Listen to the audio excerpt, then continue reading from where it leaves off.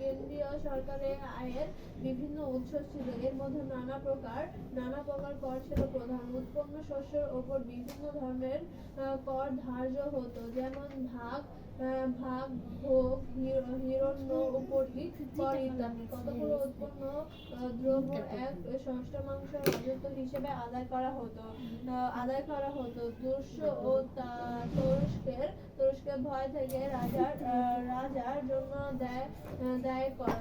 ব্যবসা বাণিজ্য, শুষ্ক খেয়াঘাট থেকে আদায়কৃত মাশুল ইত্যাদি ছিল রাজ্যের আয়ের কয়েকটি উৎস।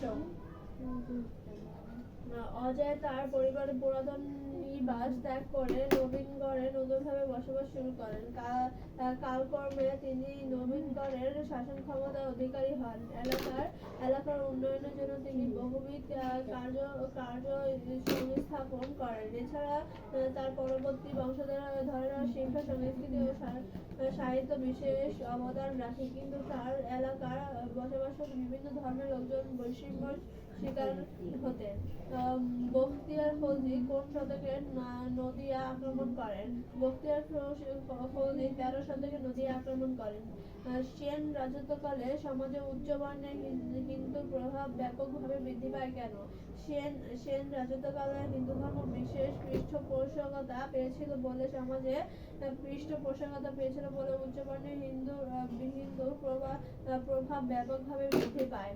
সেন বংশের শাসক বিজয় সেন ছিলেন শিব অনুরাগী। এছাড়া তান্ত্রিক হিন্দু ধর্মের পৃষ্ঠপোষক বল্লাল সেনের সময় ব্রাহ্মণ্য ধর্মের প্রতিপত্তি বৃদ্ধি পায় এবং বৌদ্ধ ধর্ম দুর্বল হয়ে পড়ে। সেন রাজত্বকালে বাংলা হিন্দু ধর্মের প্রতি বিশেষ পৃষ্ঠপোষকতার ফলে সমাজের উচ্চ বর্ণের হিন্দু ও সংস্কৃত ভাষার প্রভাব ব্যাপকভাবে বৃদ্ধি পায়। নবীনগড়ের শাসন অজয়ের কর্মকাণ্ড কোন সেন শাসনের কর্মকাণ্ডে প্রতিফলিত হয়? নবীনগড়ের অজয়ের কর্মকাণ্ডের সাথে বিজয় সেনের কর্মকাণ্ডে মিল পাওয়া যায়।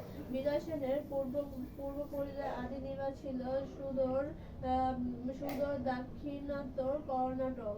সেখান থেকে তারা বসতি স্থাপন করেন রাঢ় অঞ্চলে গঙ্গা নদীর তীরে। কৈবর্ত বিদ্রোহে রামপালকে সাহায্য করার বিনিময়ে বিজয় সেন স্বাধীনতার স্বীকৃতি পান।